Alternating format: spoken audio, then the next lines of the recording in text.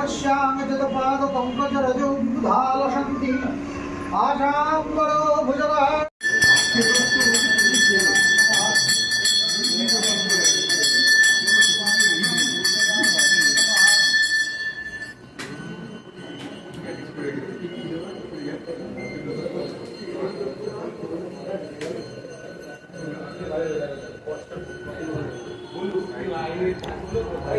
নমস্কার বন্ধুরা, আমাদের ট্যুর ফান অ্যামিউজমেন্ট চ্যানেলে আবারও আপনাদের সকলকে স্বাগত।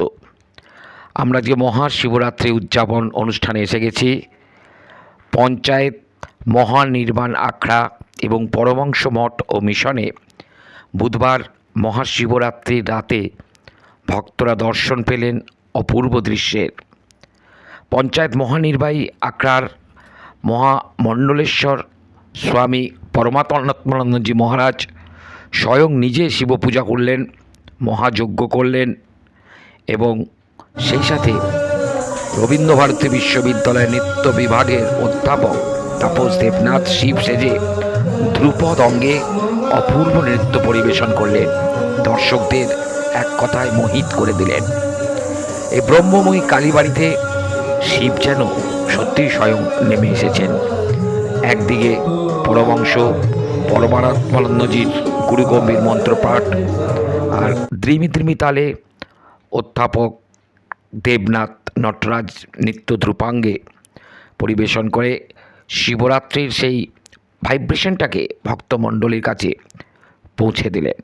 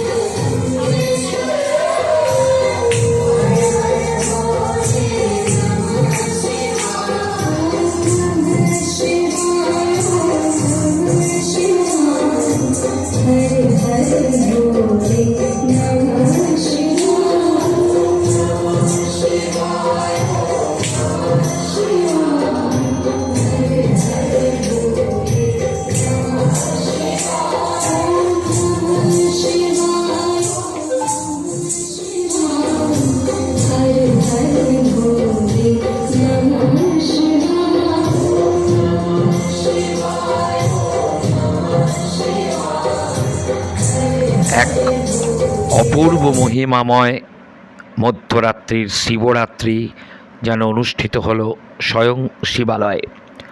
নোয়াপাড়ার শীতলা মাতা লেনে এই বিরল দৃশ্যের সাক্ষী হয়ে রইলেন অগণিত ভক্তমণ্ডলী।